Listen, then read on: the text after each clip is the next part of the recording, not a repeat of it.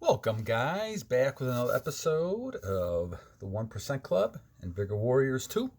Welcome back, guys. Hope you guys are on your purpose. I'm going to do one more of those videos up here in my attic and then be done for today.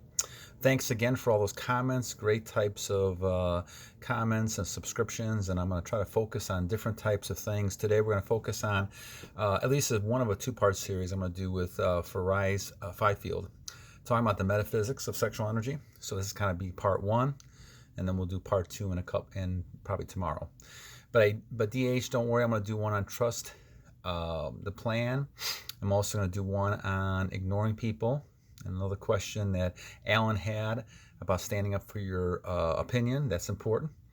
And also another one I'm going to do on participation points and entitlement, which kind of I think will affect especially a lot of you younger people.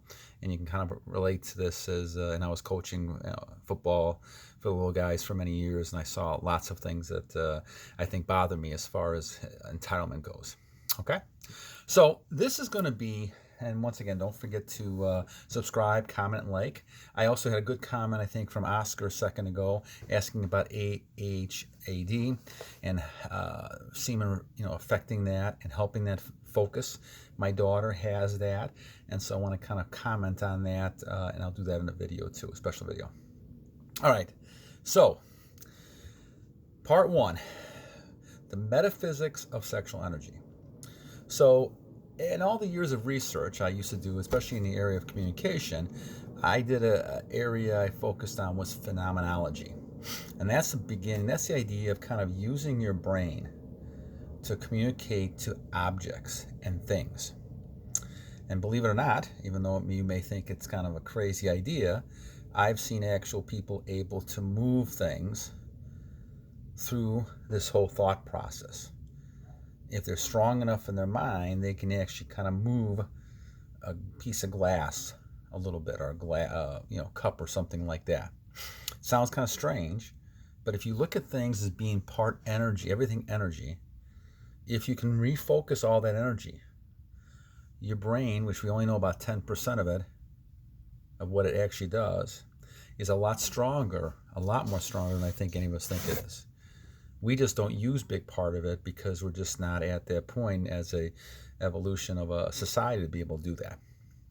So, but when it comes to this whole idea of sexual energy, let's kind of look at this thing, because it hasn't been like this for thousands of years. Even back in the Roman empires, there was different ups and downs when it comes to this whole idea of sexual energy.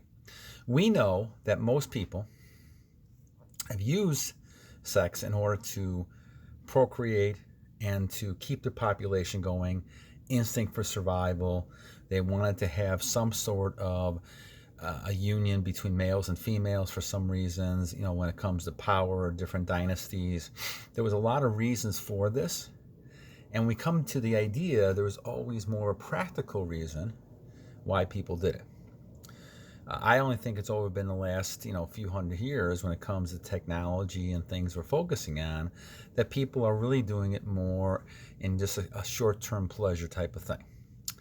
And this is why it's become so dangerous for us to kind of look at this and the way our society is going now, when it's so free and easy and people are just using, their bodies anytime they want to without any sort of consequences. But let's examine this a little bit and why this has happened, and kind of look, as Rhys talking about, is some of the reasons why, the concept behind this. So when we look at the whole idea of this, most people, and you look at most species here especially, they have no thoughts about emotions and short-term gratification.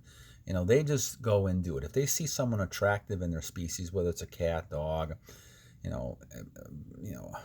black widow, whatever it might be, praying mantis, they just go and do it. Now the males will get their head bitten off, right, if they do it, but they don't think about that. They're just trying to procreate. They want to get the female pregnant so that they can go ahead and have more children, offspring, to continue the race.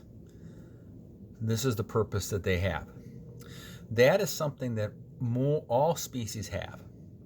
Humans have that species, but most of the time we have a brain that starts thinking, okay, when can I do this and when can I not do this? And we know that when it comes to actually looking at things, we tend to be very attracted to things that we see. Now I'm talking about males here. I always remember the interview that Hugh Hefner did, the one who created Playboy. And he basically kind of said, the reason I created this book was because I knew two things. One is that men were voyeurs. What I mean by that is they like to look. Men like to look. And they see things. And two, women like to be exhibitionists. They like to kind of show off. They like to be beautiful. Going back to Cleopatra days and all these kind of things. And they like to look beautiful. So those two combinations, I put a book together. And the other thing I did was I did not show everything of the human body. I lifted up the imagination. And guys, that's where we focus on the metaphysics. We're focusing on the imagination of the male. Now, females tend to look at their things differently. Yes, they will watch, porn and get involved in other things, and that's a dangerous thing as well that they're doing. But the idea, guys, is that we're focusing on the visual aspect of things, and that's where you have to control things. You realize that as your imagination is growing, you are now building up the energy to release. It's almost like a faucet, and the water has to go somewhere. And if you don't transmute it, it's going to explode.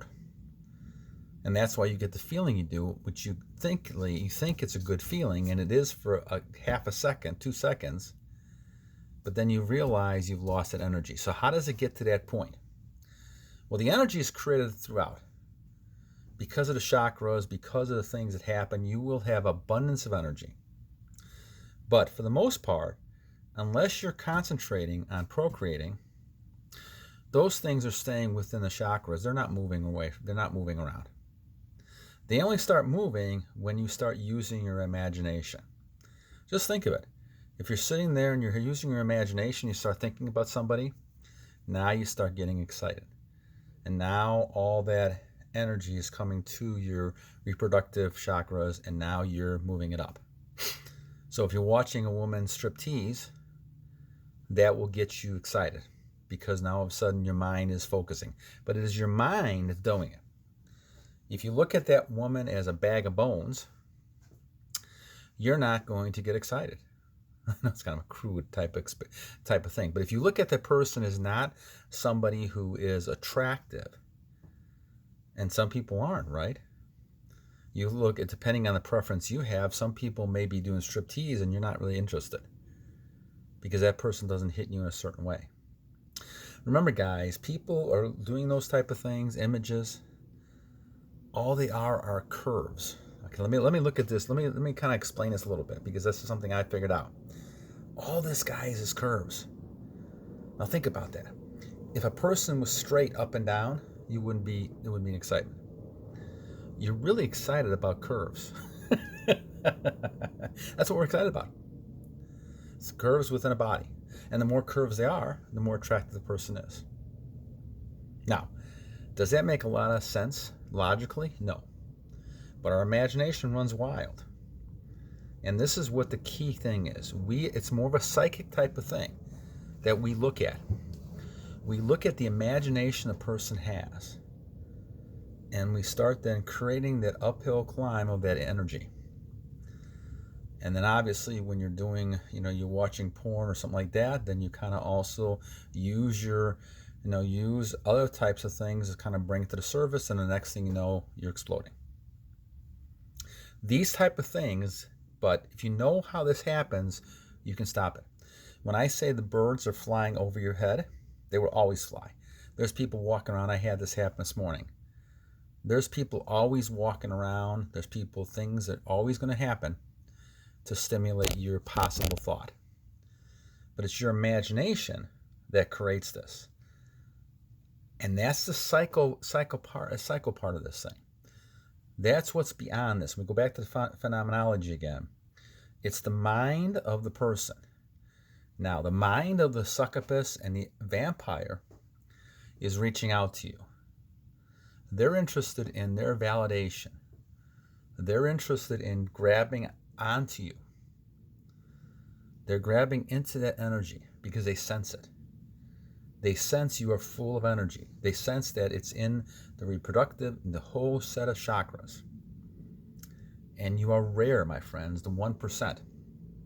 Because you're basically saying you're not somebody who's just giving that energy away. You're somebody holding on to that energy. But what you have to be careful of is the imagination and the psychic part of this. Because once you use that mind and focus like laser beam, you'll focus on that thing you're looking at. And now, whether you're actually doing it physically or you're doing it as a, to a picture, you're basically now giving up your energy because your imagination you could not control. So it goes back up to here. Just like the phenomenology where you can really laser focus and focus on objects. And the strongest people I've seen in experiments actually move an object. Not many of us can't do that. But what you can do is not allow that imagination to change your sexual energy to the point where you're not using it to accomplish things. And my friends, that's the whole key to it. So when you're watching this person do, first of all, I wouldn't put myself in position any longer. I remember going to this bar called The Bitter End, and it was the worst thing I ever did, right? Because it was just putting yourself in situations where the temptation's there. But if you can sit there and look at people and not get excited and be able to kind of make your choices of when you want to do that. And guys, the energy's there. The energy's there. The energies always will be there. The question is, can you keep it within your chakras so you're not going to go ahead and kind of work on it? And there's lots of research that shows that the chakras are there. You could look at different types of x-rays and things, and there's energy cycles going on around you. But that only starts to come together when you use your imagination to go ahead and look at saying, okay, I'm excited. It is time to procreate. Now, you're not saying that, you're not saying that. Your body is saying that because that's what it's responding to. You are separating that out by, in the brain, a different definition.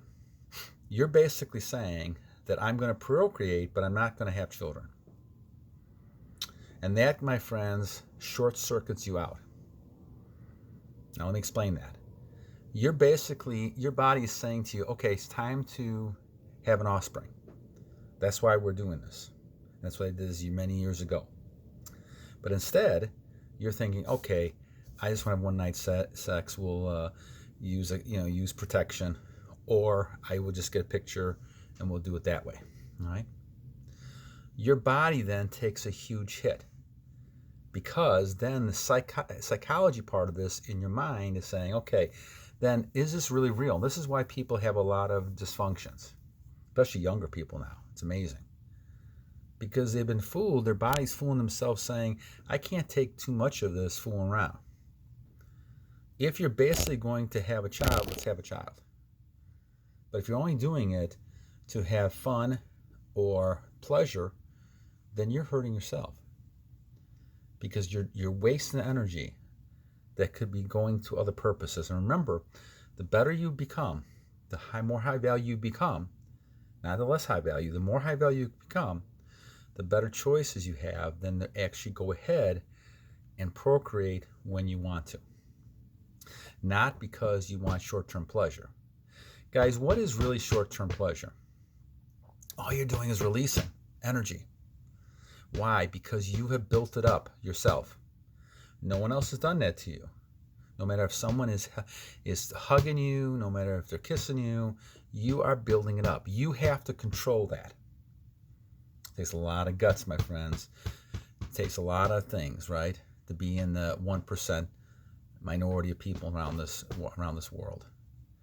But you need to do that to actually benefit yourself, benefit society, and be a major, major influence about what things are happening. So the key, guys, again, is to focus on the psychology behind this and stop using that imagination. All right, we're going to do part 2 tomorrow, talking about how you can actually do this. But once again, the whole idea behind this is the psychology and the metaphysics of using your imagination, using your energy to be able to kind of stop that flow that's coming up and actually changing the flow and transmuting it. Okay? So, Rhys, I hope this has helped. We'll do another one. If there's more specific question, let me know. But we'll do part 2 tomorrow. Until then, battle on.